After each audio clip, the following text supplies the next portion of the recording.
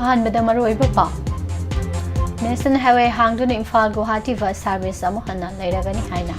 Chief ꯃꯤꯅꯤꯁꯇꯔꯅ ꯂꯥꯎꯊꯣꯛꯈ꯭ꯔꯦ ꯃꯅꯤꯄꯨꯔꯗ ꯍꯔ ꯘꯔ ꯇꯤꯔꯪꯒꯥ ꯄꯥꯡꯊꯣꯛꯄ ꯋꯥꯍꯟꯊꯣꯛ ꯂꯩꯇꯦ ꯃꯤꯌꯥꯝꯅ ꯑꯃꯨꯕ ꯐꯤꯔꯥꯜ ꯑꯣꯏꯅ ꯆꯤꯡꯈꯠꯃꯤꯟꯅꯁꯦ ꯍꯥꯏꯅ ꯄꯣꯄꯣꯝꯅ ꯐꯣꯡꯗꯣꯔꯛꯂꯦ ꯏꯄꯣꯝꯒꯤ ꯃꯄꯣꯛ ꯀꯨꯝꯑꯣꯟ ꯄꯥꯡꯊꯣꯛꯈ꯭ꯔꯦ ꯁ꯭ꯇꯦꯠꯁꯤꯗ ꯈꯥꯏꯕꯣꯡ ꯇꯥꯅꯕꯒꯤ ꯃꯑꯣꯡꯗ ꯂꯩꯔꯤꯕꯁꯤ ꯄꯨꯟꯁꯤꯟꯅꯅꯕ ꯍꯣꯠꯅꯕꯗ ꯃꯦꯗꯤꯌꯥꯒꯤ ꯑꯆꯧꯕ ꯊꯧꯗꯥꯡ ꯂꯩ ꯍꯥꯏꯅ ꯏꯄꯣꯝꯅ ꯐꯣꯡꯗꯣꯔꯛꯂꯦ ꯅꯥꯒꯥ ꯂꯨꯞꯁꯤꯡꯅ ꯁꯦꯅꯥꯄꯇꯤ ꯗꯤꯁꯇ꯭ꯔꯤꯛꯇ ꯀꯨꯀꯤꯅ ꯆꯠꯊꯣꯛ ꯆꯠꯁꯤꯟ ꯇꯧꯕꯗ ꯑꯊꯤꯡꯕ ꯊꯝꯈ꯭ꯔꯦ ꯌꯨꯠ ꯑꯦꯐꯤꯌꯔꯁ ꯑꯦꯟ ꯁ꯭ꯄꯣꯔꯠꯁ ꯗꯤꯄꯥꯔꯠꯃꯦꯟꯠꯀꯤ ꯆꯌꯦꯠꯅꯕꯁꯤꯡ ꯑꯊꯨꯕꯗ ꯆꯨꯝꯊꯣꯛꯀꯅꯤ ꯍꯥꯏꯅ ꯃꯤꯅꯤꯁꯇꯔ ꯒꯣꯕꯤꯟꯗꯥꯁ ꯀꯣꯟꯊꯧꯖꯝꯅ ꯐꯣꯡꯗꯣꯔꯛꯂꯦ ꯃꯅꯤꯄꯨꯔ ꯂꯩꯉꯥꯛꯅ ꯆꯞ ꯆꯥꯕ ꯊꯧꯗꯥꯡ ꯂꯧꯔꯕꯗꯤ ꯏꯟꯗꯤꯌꯥꯅ ꯃ꯭ꯌꯥꯟꯃꯥꯔꯗ ꯃꯅꯤꯄꯨꯔꯒꯤ ꯂꯝ ꯄꯤꯊꯣꯛꯄ ꯑꯣꯏꯊꯣꯛꯂꯣꯏ ꯍꯥꯏꯅ ꯁꯟꯖꯣꯏ ꯑꯍꯟꯊꯦꯝꯅ ꯐꯣꯡꯗꯣꯛꯈ꯭ꯔꯦ ꯆꯥꯟꯗꯦꯜ ꯗꯤꯁꯇ꯭ꯔꯤꯛꯀꯤ ꯏꯟꯗꯣ ꯃ꯭ꯌꯥꯟꯃꯥꯔ ꯉꯝꯈꯩ ꯁꯔꯨꯛꯇ ꯇꯦꯔꯤꯇꯣꯔꯤꯌꯦꯜ ꯑꯦꯛꯁꯆꯦꯟꯖ ꯇꯧꯕ ꯌꯥꯔꯣꯏ ꯍꯥꯏꯅ ꯀꯨꯀꯤ ꯏꯟꯄꯤꯅ ꯐꯣꯡꯗꯣꯔꯛꯂꯦ ꯑꯃꯗꯤ ꯁꯪꯀꯔ ꯅꯨꯃꯤꯠ ꯍꯨꯝꯅꯤꯒꯤ ꯃꯅꯨꯡꯗ ꯊꯥꯗꯣꯔꯛꯇ꯭ꯔꯕꯗꯤ ꯑꯀꯟꯕ ꯈꯣꯡꯖꯪ ꯆꯪꯁꯤꯜꯂꯒꯅꯤ ꯍꯥꯏꯅ ꯐꯣꯛꯁꯅ ꯐꯣꯡꯗꯣꯔꯛꯂꯦ ꯈꯨꯔꯨꯝꯖꯔꯤ ꯋꯥꯍꯣꯡ ꯔꯦꯗꯤꯑꯣꯅ ꯄꯤꯖꯕ ꯃꯣꯔꯅꯤꯡ ꯅ꯭ꯌꯨꯁ ꯄꯦꯄꯔ ꯔꯤꯗꯤꯡ ꯃꯤꯠꯌꯦꯡ ꯇꯥꯕꯤꯔꯤꯕ ꯑꯃꯗꯤ ꯇꯥꯕꯤꯔꯤꯕꯁꯤꯡꯕꯨ ꯄꯨꯁꯄꯔꯥꯅꯤ ꯂꯥꯏꯁ꯭ꯔꯣꯝꯅ ꯇꯔꯥꯝꯅ ꯑꯣꯛꯆꯔꯤ ꯃꯔꯨꯑꯣꯏꯕ ꯄꯥꯎꯁꯤꯡ ꯁꯟꯗꯣꯛꯅ ꯄꯤꯖꯔꯤ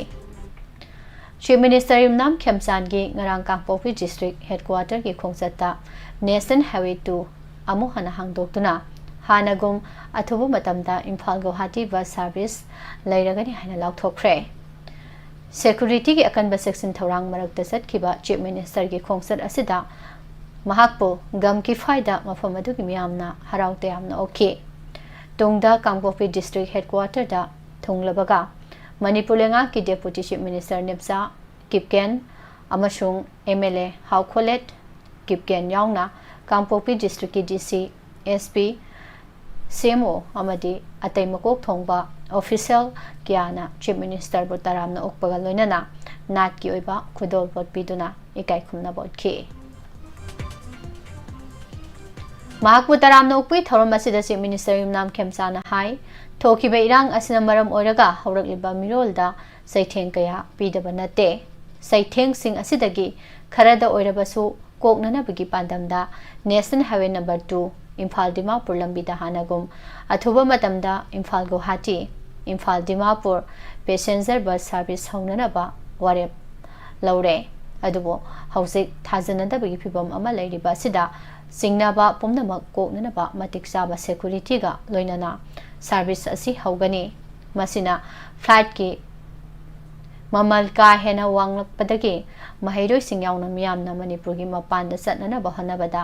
ꯊꯦꯡꯅꯔꯤꯕ ꯈꯨꯗꯣꯡꯆꯥꯗꯕꯁꯤꯡ ꯑꯁꯤ ꯈꯔ ꯃꯈꯩꯗꯤ ꯀꯣꯛꯍꯟꯕ ꯉꯝꯂꯒꯅꯤ ꯍꯥꯏꯅ ꯐꯣꯡꯗꯣꯛꯈꯤ ꯆꯤꯐ ꯃꯤꯅꯤꯁꯇꯔꯅ ꯃꯈꯥ ꯇꯥꯔꯗꯨꯅ ꯏꯔꯥꯡꯅ ꯀꯩꯗꯧꯅꯨꯡꯗ ꯑꯐꯕ ꯄꯨꯔꯛꯂꯣꯏ ꯑꯩꯒꯤ ꯐꯨꯔꯨꯞꯀꯤ ꯑꯄꯤꯛꯄ ꯋꯥꯈꯜꯂꯣꯟꯁꯤꯡ ꯊꯥꯗꯣꯛꯅꯗꯨꯅ ꯑꯄꯨꯟꯕ ꯃꯅꯤꯄꯨꯔ ꯑꯃꯒꯤꯗꯃꯛ ꯐꯨꯔꯨꯞ ꯈꯨꯗꯤꯡꯃꯛꯅ ꯑꯃꯠꯇ ꯑꯣꯏꯅ ꯂꯦꯞꯃꯤꯟꯅꯁꯦ ꯍꯥꯏꯅ ꯄꯥꯎꯖꯦꯜ ꯄꯤꯔꯗꯨꯅ ꯀꯥꯡꯄꯣꯛꯄꯤ ꯗꯤꯁꯇ꯭ꯔꯤꯛ ꯆꯥꯎꯈꯠꯇꯅ ꯃꯅꯤꯄꯨꯔ ꯆꯥꯎꯈꯠꯄ ꯌꯥꯔꯣꯏ ꯆꯥꯎꯈꯠꯄ ꯑꯃꯗꯤ ꯃꯄꯨꯡ ꯐꯥꯕ ꯁ꯭ꯇꯦꯠ ꯑꯃ ꯑꯣꯏꯅꯅꯕ ꯍꯣꯠꯅꯕꯗ ꯁ꯭ꯇꯦꯠ ꯑꯁꯤꯗ ꯈꯨꯟꯗꯥꯃꯤꯟꯅꯔꯤꯕ ꯐꯨꯔꯨꯞ ꯈꯨꯗꯤꯡꯃꯛꯀꯤ ꯀꯣꯑꯣꯄꯔꯦꯁꯟ ꯆꯪꯏ ꯀꯥꯡꯄꯣꯛꯄꯤ ꯗꯤꯁꯇ꯭ꯔꯤꯛꯀꯤ ꯑꯣꯏꯕ ꯆꯥꯎꯈꯠ ꯊꯧꯔꯥꯡꯒꯤ ꯃꯇꯥꯡꯗ ꯄꯜꯂꯗꯨꯅ ꯆꯤꯐ ꯃꯤꯅꯤꯁꯇꯔꯅ ꯍꯥꯏ ꯗꯤꯁꯇ꯭ꯔꯤꯛ ꯑꯁꯤꯒꯤ एजुकेशन अमदी हेल्थ सेक्टर याउना स्पोर्ट्स की अवाटपा इंफ्रास्ट्रक्चरसिंगसु लेंगाकी माइकेदगी येंगसिलगनि हाबा वाफम थमखि अमरोमदा चीफ मिनिस्टर की वाफम असिबु सौगलदुना डेप्यूटी चीफ मिनिस्टर निमसा किपेना नेशनल हाईवे असि खुंदामिनरिबा फुरुप खुदिंगमकी लन ओइबा मरमना चीफ मिनिस्टर ना लाउथोकलिबा वाफम असिदा महाकी ओइनासु यारे हाइना फोंदोखि लोइनना कम्युनिटी मरक्ता थाजनबा अमदि नुसिनबना स्टेट असिदा इंगतपा पुरकदबनी मसिदा civil society organisation public leader intellectual अमदि मियामी थौदांग संगी हाबा वाफम थमखि MLA हाउफलेट किपगेनना सही अहुमगी मतुंगदा महाकी MLA कलीग सिंगा अमुक उनबा फंगबदा अपेनबा फोंदोखि लोइनना कॉन्फ्लिक्ट असिदा इन्वॉल्व तौरिबा खुदिंगमंगना हौखिबा वाफम काउथोकनदुना मणिपुरदा इंगतपा पुरकनबा होनामिनरसे हाइना appeal तौखि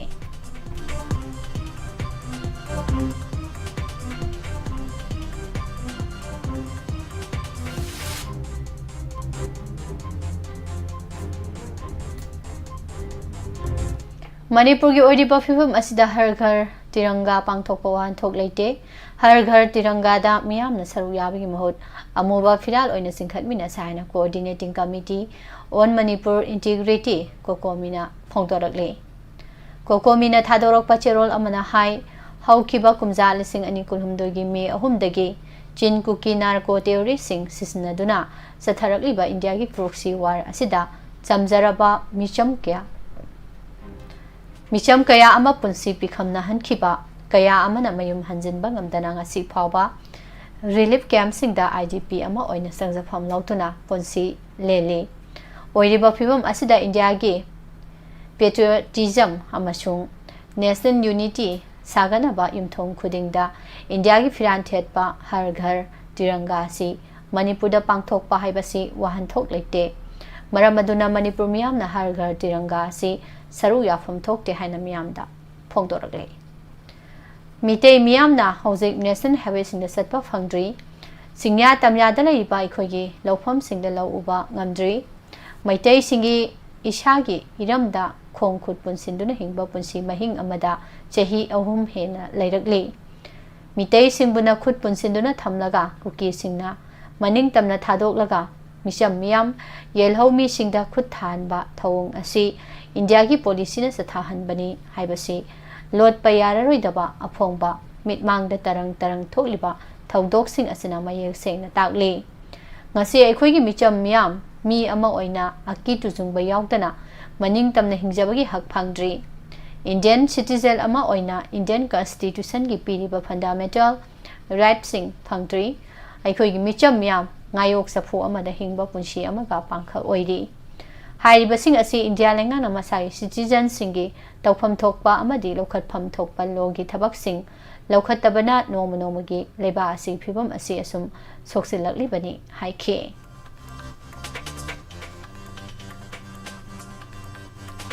Indigenous Peoples Organization Manipur ipom lingkhat ki bagi ahumlak suba mapo kumon thoram ngara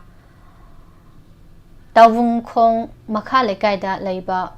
bright dine and retreat pangthokre state asida khaibung tanabagi maungda lairibasi punsinnaba honabada media gi achoba thodang lei haina ipomgi president y devadattana phongdorakli the role of media conflict resolution haiba thimda pangthokiba thorom asida ipomgi president devadatta editors Gil Manipur gi president Khogendro Khomdram amadi All Manipur Working Journalists Union Amjugi General Secretary Khwairakpam Naubana Tharomgi Maroiba Mithonglen Singoina Saruyaki Loinana Pause gi lamda thabak toriba Paumi Singdasu achamba khudol pot piduna ikai khumna botke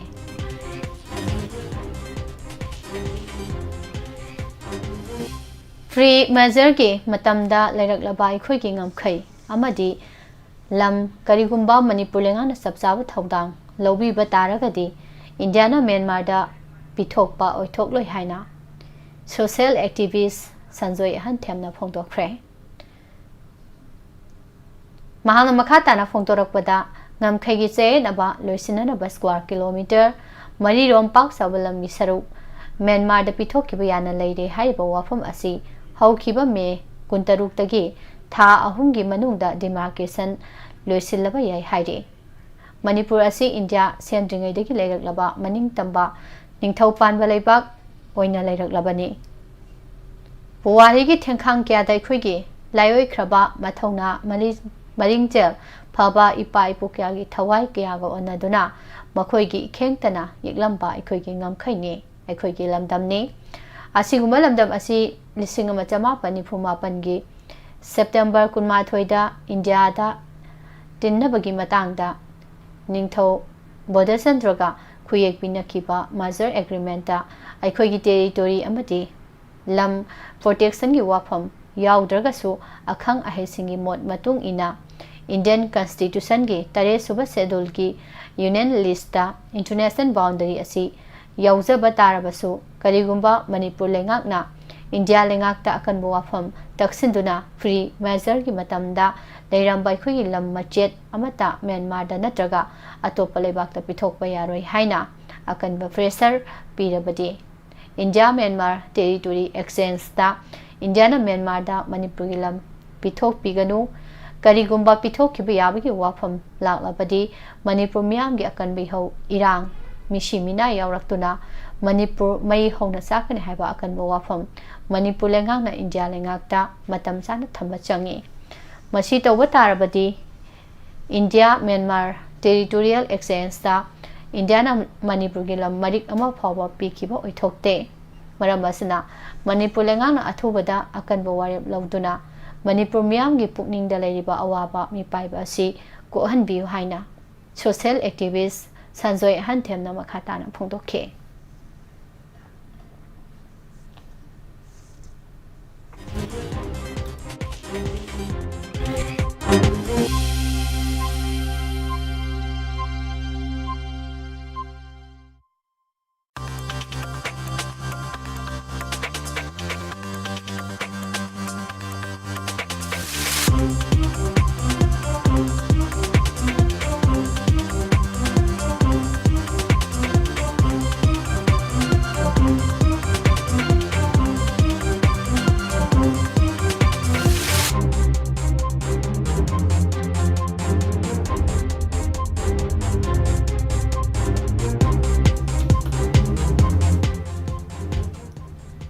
Jiribam police na phajin kiba pambaina lusingba UNLF ki Kedar A Shankar Elias Septa numit humni ki manung da thadorak trabadi jiri ki miyam yauna kanba khongjang sangsilagani haina Federation of Civil Society Organization folks na section wa thamli wafam asi ngarang singmarong kabo laikai da leiba lup asigta pangthokiba pawgi mifam amada folks ki vice president Arambam Rabindrana Fongdokibani Pawgi mifum asida mahangna hai India lenga ka santi gi wari sanaduna leiriba Pambaina lusingba UNLF ki kadar ama ohiba Sankarbo Jiribam police na wari sanasi haiduna case ka Phajinduna thamba haibasi yamna laibak thibani Manipur police na asigumba thawong sa tharak pasina maram oiraga India lenga ka peace talk tawnaduna leiriba sida akaiba kaya lakani maram aduna hojik phajinduna thamliba miyoi asi condition amata yaudana numit humni gi manungda thadorakadabani karigumba thadoraktaba tarabadi jiribam miyam yauna lamdam asida leiriba miyam ga puntuna akanba khongjang sang sinnaba sem saragani habo afam phongdokhe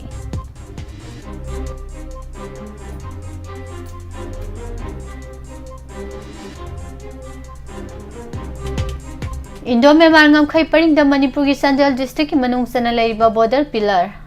humfuga manga amasung humfu nipan gi demarcation tawdana leiba saruk asigi matangda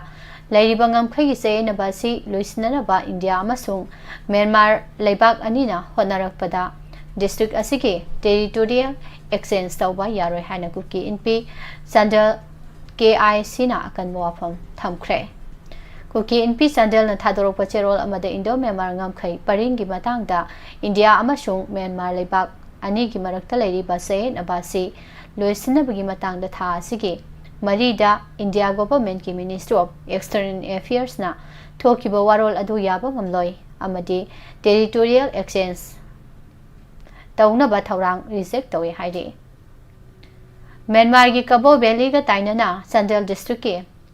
Khengzoi subdivision gi manung ngamkhai paring dalaiba khol sing asi kuki miyam gi ipai punna thambiramba lamkhai gi sarukni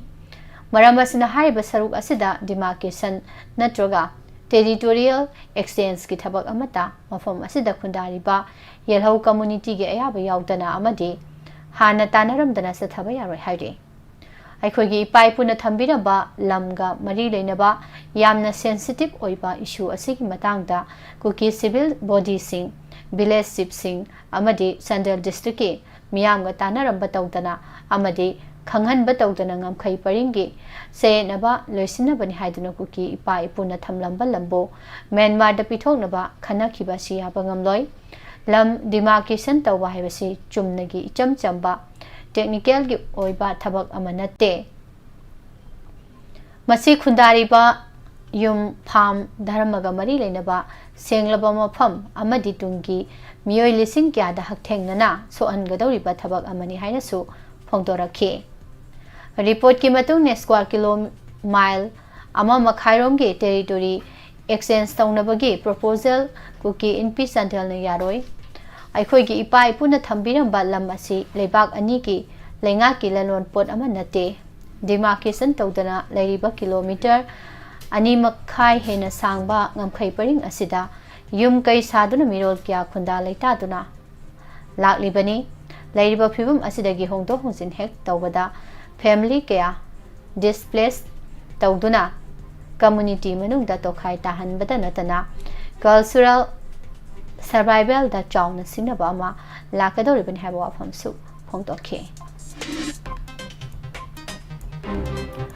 Youth Affairs and Sports Yas Department manungda lairiba amotpa amadi sayed abasing athuba matamda loinanamak sumthoklagani haina Yas Minister Govindas Konthaujamna phongdokre Manipur Yoga Society na sinduna waheng bam laikai multipurpose hall da numit nini subna pangthokadaba ahum suba Manipur Yogsna Championship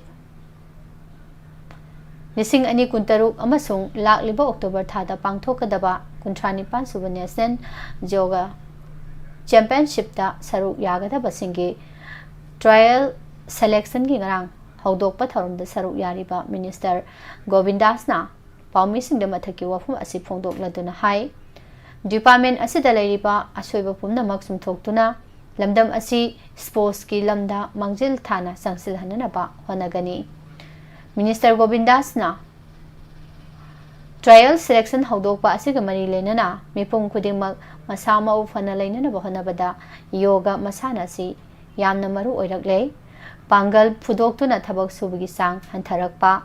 Tabak Surba Suphamduna Susilakpa Asina Maram Oiraga Laina Kaya Nahalakle Maramasina Laina Kaya Asidagi Ngakthokpa Ngamnanaba Mipum Khudingmakna Yoga Masana Si Sanaba Mathau Tai Haiki Senapati District ki Naga Lupsingi Oiba Mifam Amangarang Pangthoktuna Makhatana Notice Ama Thoktriba Phawba Khudaktagi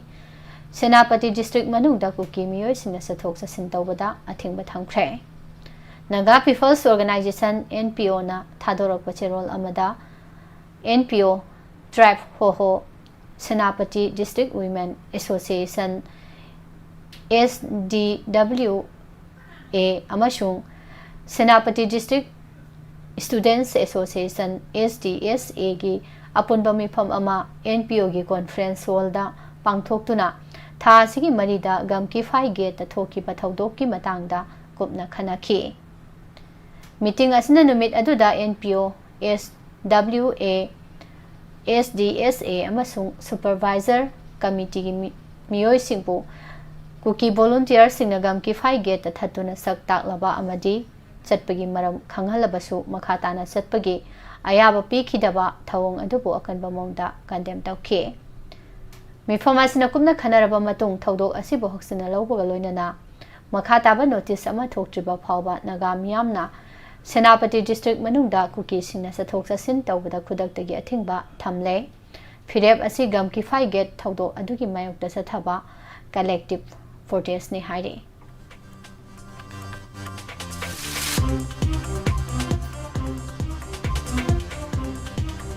Lenga ke pistok sa thariba pambaina lusingba UNLF MPA gi kadar fazin kibagi mayokta Jiribam district ta kaukiba matam kaktaba toten sadauna district asigi mahosai ponsida sauna akaiba pikre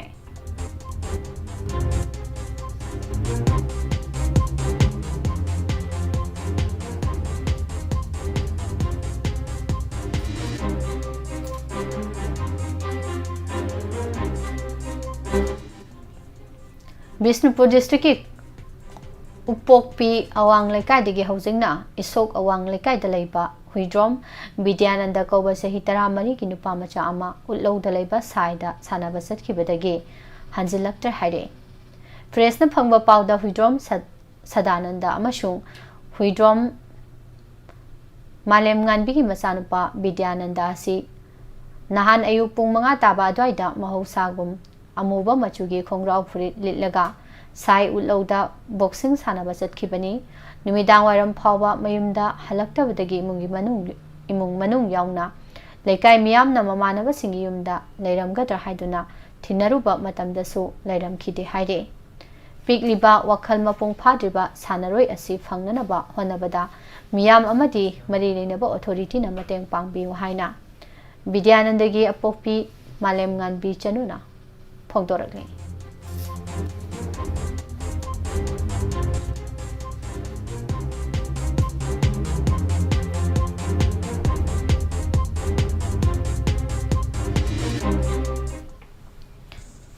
Mathang sahida pangthokadoriba 16 suba Manipur Assembly Mikhalda Lilong Sajing Marian Khongdagi Lairenjam Maipangna Langthaban Esida Mirep Oiragani Haina Lauthokre Manipur Press Club the Pangthokiba official declaration of candidate ki oiba pawim from amada nongna candidate oiragadaba Lairenjam Maipangna Hai Rural Engineering Department da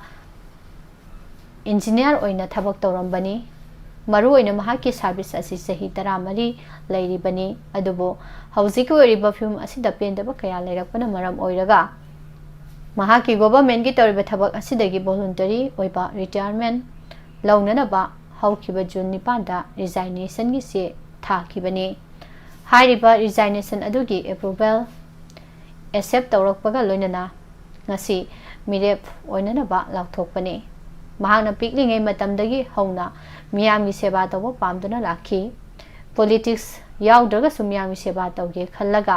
satharakliba thabak adu telaba matam khara asida lengaki pamduba thawong kaya thengnarakpa amadi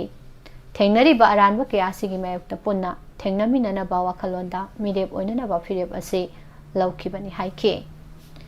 mana makhatana hai matam amagi ipai pu kyana lamdam asigi damak thawai kathoktuna lakhibani makoigumna aikoisu kathokpa amaga loinana thabak tawba mathau tai masi natrabadi iraipak asi soidana mangkhragani lamdam asigi lairiba phibum asida candidate singna voter singi yum da sanglaga nibi thabak natre matam natre haujikti voter singna afaba mihut khanjaba matamni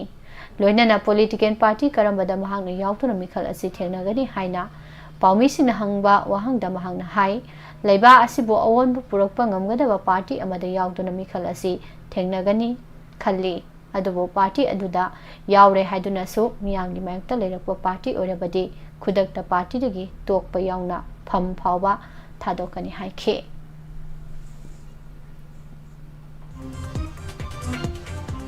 makha tarakpada mapangiba paw amuk taminasi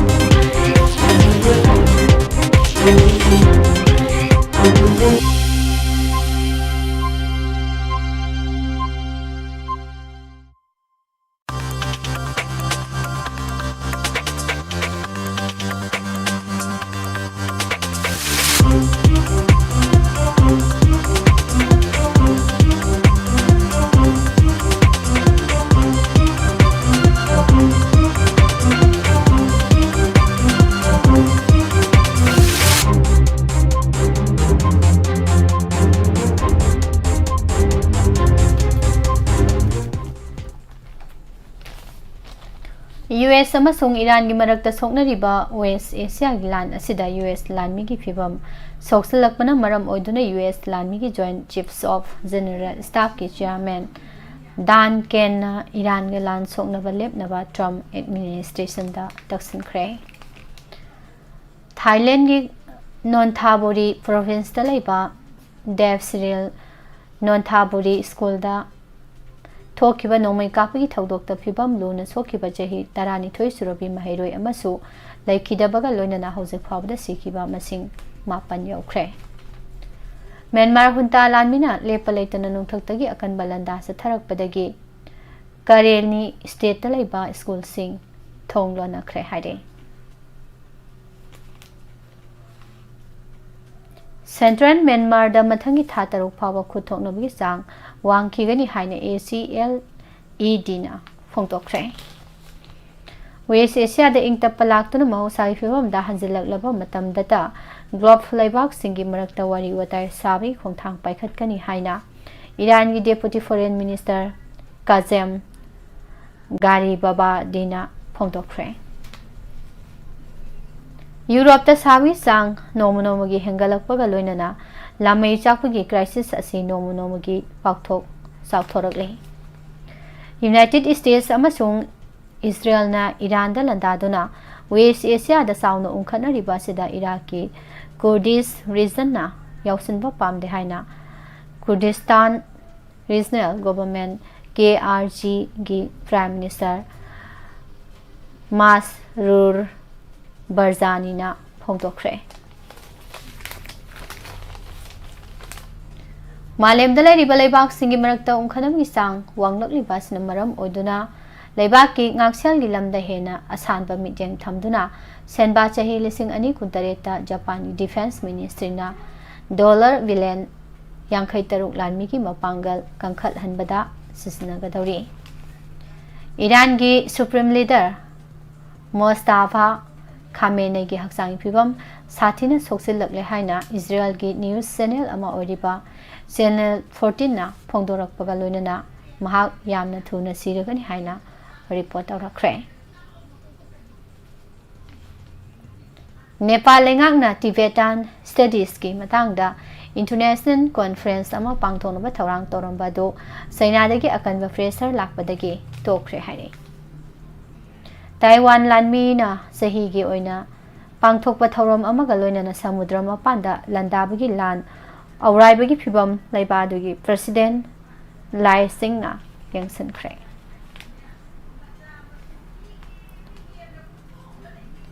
Pakistan occupied Kashmir POK da thokliba irang asi nomonomogi pakthok saukthorokpaga loinana Pakistan lenga ki mayokta mahiroi singnasu akanba khongjang sangsankhre.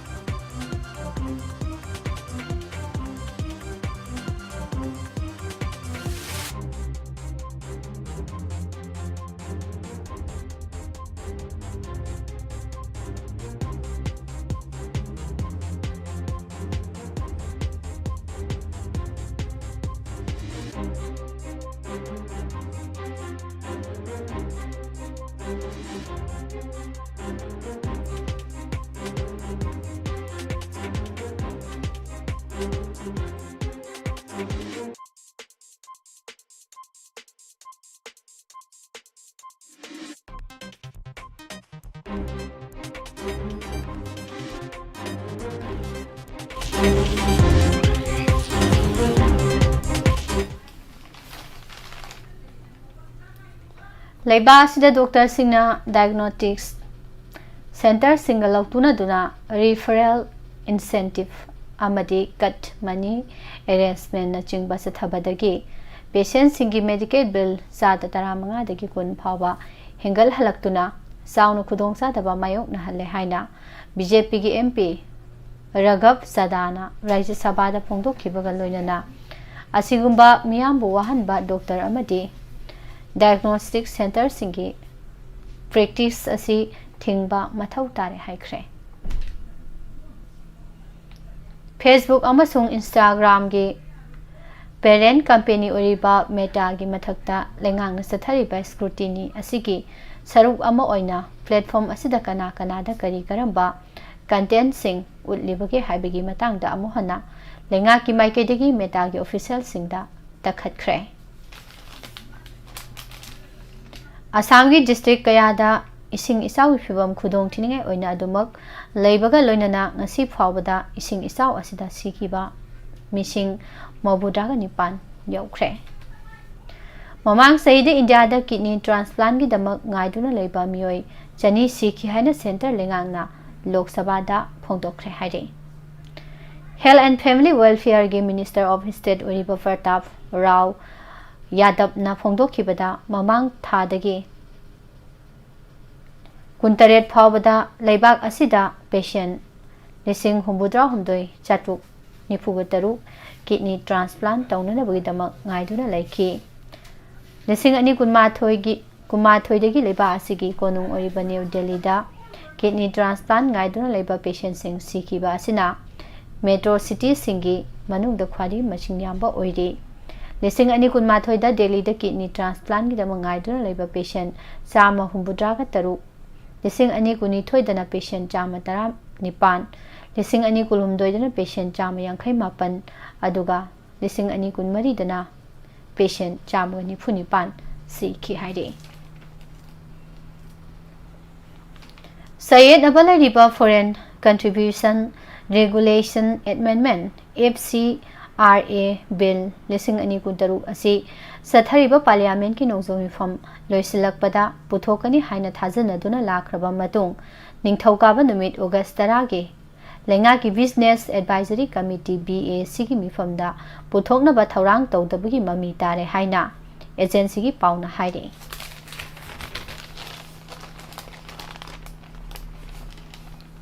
Indian Air Force ki wing commander amabu nupi amana moithem tawraga naksinaraba matungda leiba asigi defense kamari leinaba sensitive oiba information kya khangdoklaba matungda nupi asna haiba information sing asi Pakistan ki Heller singda haidok lambagi damak Delhi Police na Air Force ki wing commander asi phagat khre nupi singi quota bill gi matang da Congress MP Rahul Gandhi amadi Union Minister Kiren Rijiju na social media da akan bamong da amana mabo hondura ngana khre lengang na sem kiba committee na draft mapung phana pikhalak labani na Chhattisgarh dasu Uniform Civil Code UCC mapung phana sana hannaba thaurang lagani adubo haiba sida scheduled tribe ST de Consiloi hana Chhattisgarh gi Deputy Chief Minister Bijoy Saramana phongdokre hare makha tarakpada sanabi pau pisare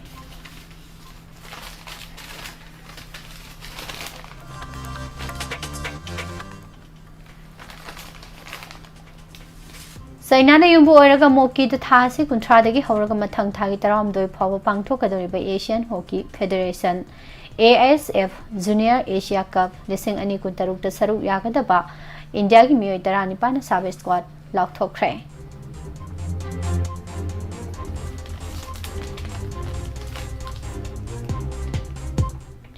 Manipur State Kabaddi Association gi midyang makhada mathang thagi ani degi manga phawa Bishnupur district ki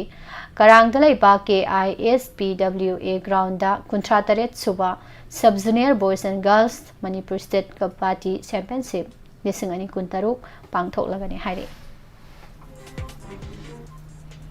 Manipur Kang Association gi midyang makhada Siri Siri Gopal Dev Kangkhut Ya School Kangkhut na sinduna tha asigi ani degi hoduna Ya School singa kham leirakta leiba Siri Siri Ram Gopal Dev Mandapta Mangsa Tabam Hari Krishna amasung mahaki mung manungna sponsor tawraga satharakliba tararak suba let mangsa thabam iboyaima amasung Puinabati Memorial League Kamno Out Kang Tournament lising ani kuntaruk open category ngarang loisim kibaga loinana लोसिनबा नुमिता सानाखिबा final match दा यास्कुल कांखोना क्लासा माइथिबा पीरगा champion ओइबा ngamkhre उज़्बेकिस्तान ना युम्बो ओइरगा तास्केंट दा हौदोखिबा Indian junior Asian junior weightlifting championship दा मणिपुर की एन टोमचौ मैतेना गोल लौदना लेबाकी अमदी लमदम सिगे मिंगसत पुरक ngamkhre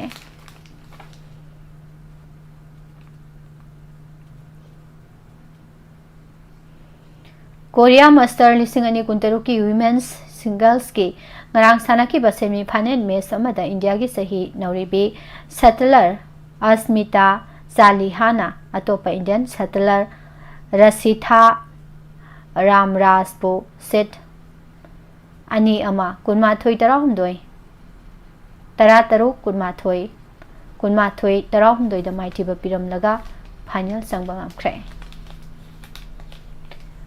all India football federation की मीटिंग मखादा था सिगी कुनमंगा दगी हौरगा मथंग थागी मापन फावबा पांगथोकदौरिबा junior boys nation football championship for doctor BC Roy trophy tier 1 अमसुंग टायर 2 दा मणिपुर टायर 1 की ग्रुप ए दा केरला तेलंगाना अमसुंग असम ग पुन्ना तामिनरी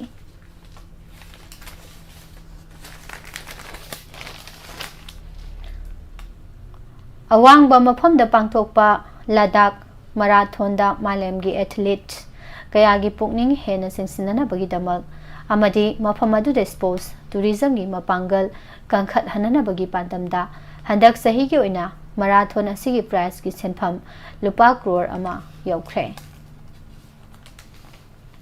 हौखिबा कुमजा लिसिंग अमा चमापन हुंबुद्रागा मंगादा मलेशिया ने युम्बु ओइदुना पांगथोकीबा हॉकी वर्ल्ड कप दा इंडिया ने पाकिस्तान माइथिबा पीरगा वर्ल्ड कप विनर ओइखिबा अदुदा सरोक याखिबा world cup hero Singh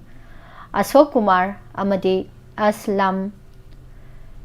Sharekhan फोंदोखिबदा लेबासिगी नेशनल टीम दा यावरिबा सानारोइसिंगना लनाइगी ओइबा वाखलोन थादोकलगा लेबाकी मिंचत पुरकपा ngamnanaba होनबियो सही 58 असि लेबासिगी मियामना वर्ल्ड कप की मेडल ngaiduna लाक्लिबनी हाइना फोंदोखरे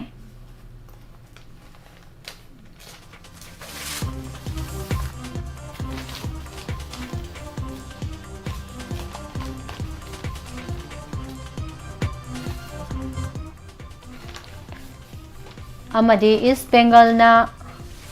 विवेकानंद युवा भारती तिरंगन कोलकाता दा सानाखिबा चाम कुंथ्रा मंगा सुबा इंडियन ऑयल दुरान कप लिसिंग अनि कुंतरुक की मखोई अरोइबा ग्रुप सी मैच दा साउथ यूनाइटेड एफसी दा यामना चाउना मंगा सुइनो दा माई पाकपा अमा फंगबदा अंगकपा मसाना अमा सानादुना टूर्नामेंट असिदा मखोई की क्वार्टर फाइनल चंगबगी आसा कायहंदना थमख्रे लोइसलकपदा मरोइबा पाव अमहना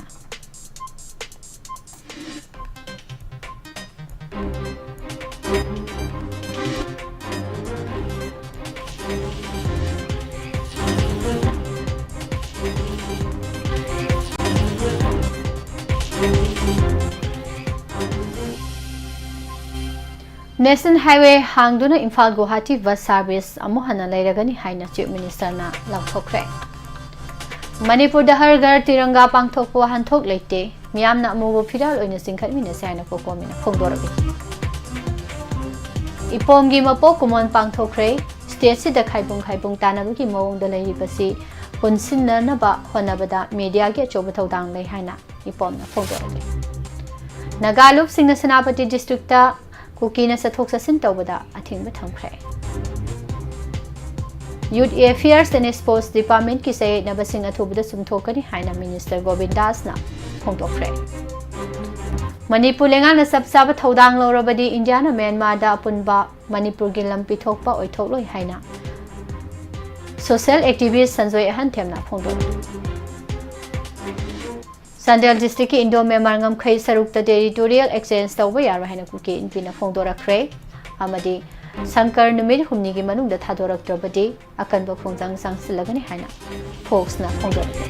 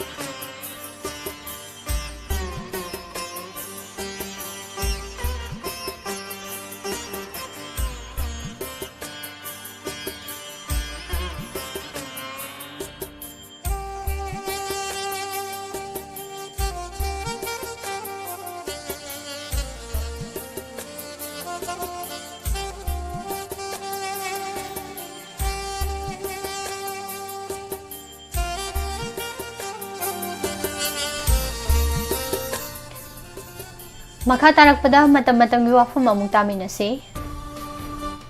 Matam-matamgi wafam da nong thengna jifet chubadagi laumi miyam kham thengna awaba mayoknare haibasida taminasi.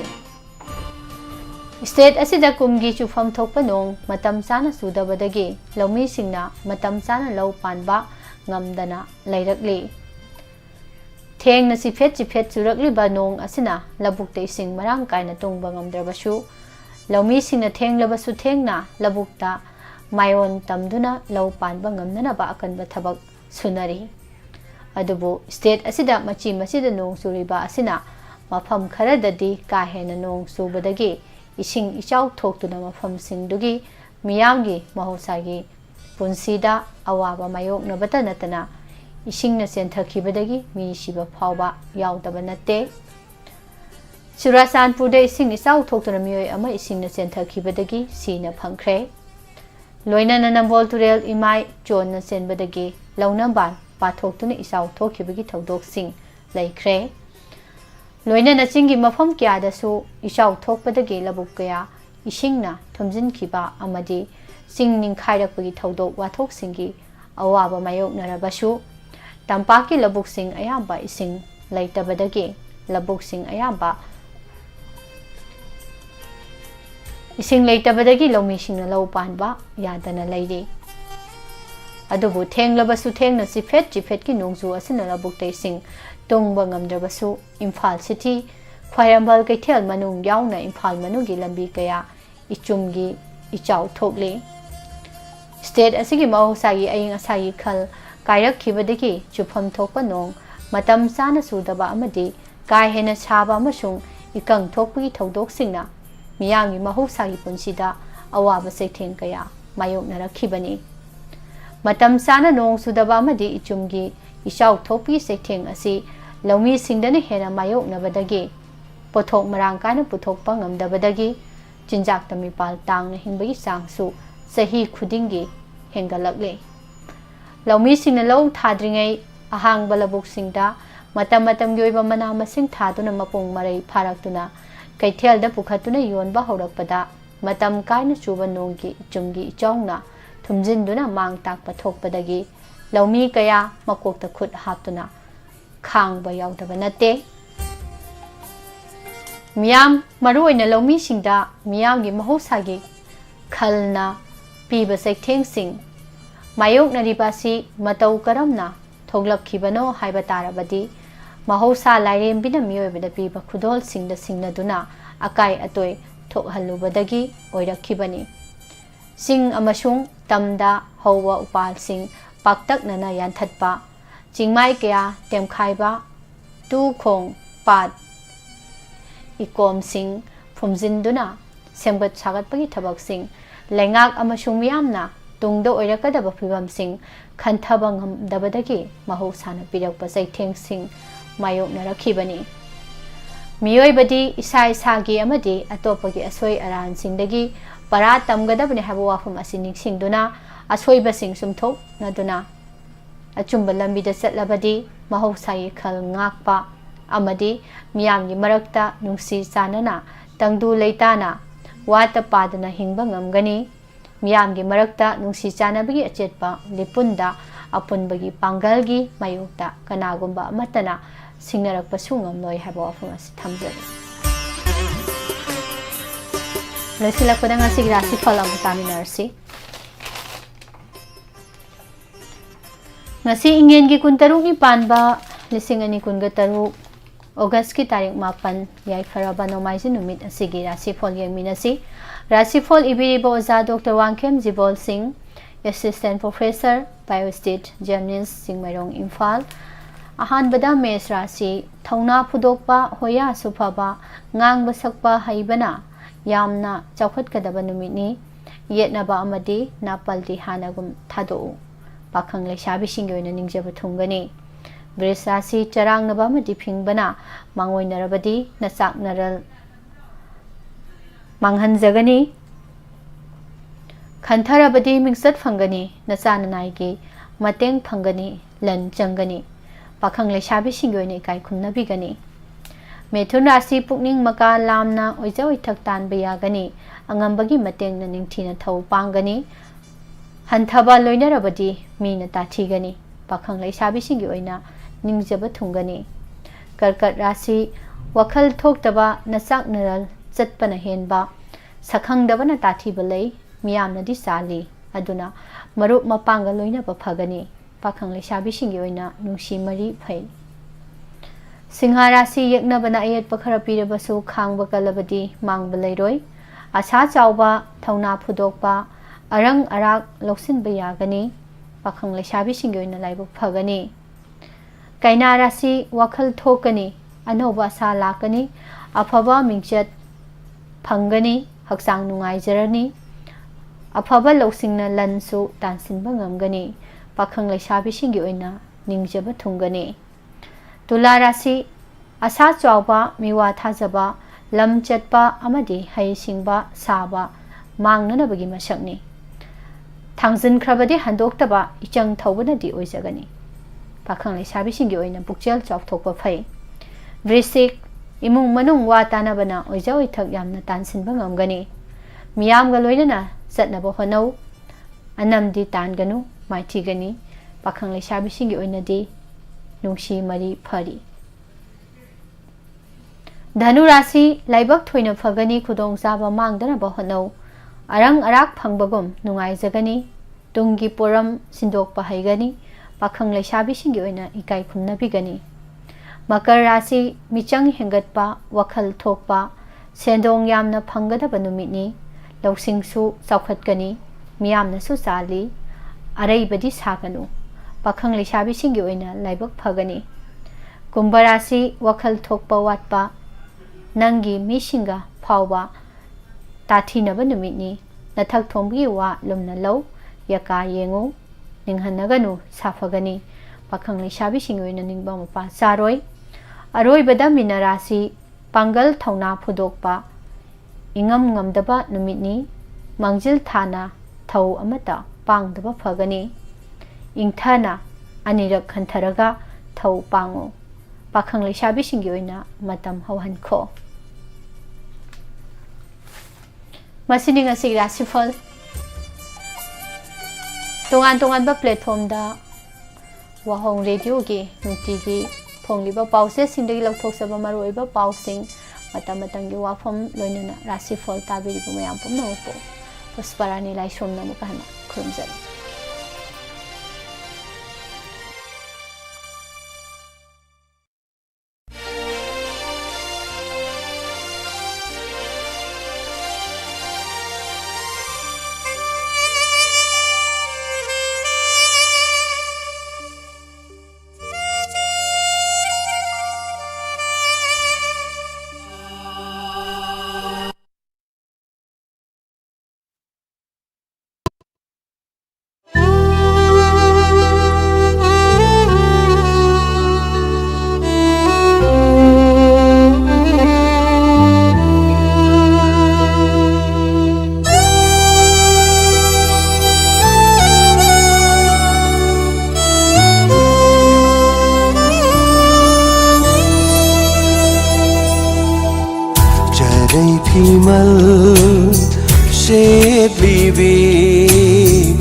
Laibak tibini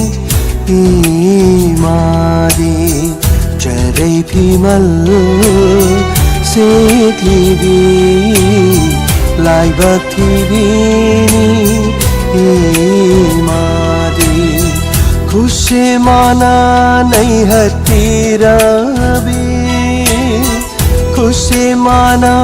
nahi hatirabi खुशी माना नहीं है तेरा बिनी खुशी माना नहीं है तेरा बिनी जरै भीमल शेतलीबी लाइबक थिबिनी इमादी लाइबक थिबिनी इमादी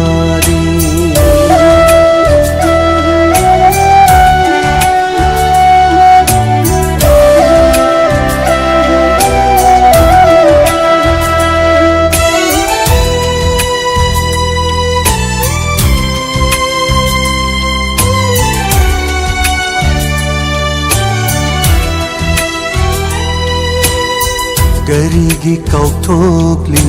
imana Napari namo kaya kayana Karigi kautokli imana Napari namo kaya kayana Ahing ningshel khangduna Urak warakta yare kliba Ahing ningshel khangduna Urak warakta yare kliba Khushi mana naihat piravini Khushi mana naihat piravini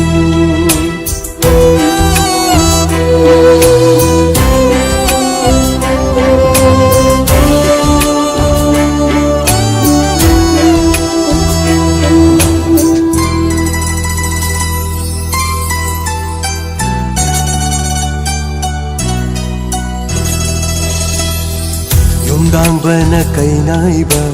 lamdam sida Nongmadi soiroi aikhoina Yumdang bana kainaiba lamdam sida Nongmadi soiroi aikhoina Achauba para tambiba Taithokini imagi mitlu pira Achauba para tambiba Taithokini imagi mitlu pira Khushe mana naihat piravini Khushe mana naihat piravini Charai phimal shitlibi Laiba thibini imani Laiba thibini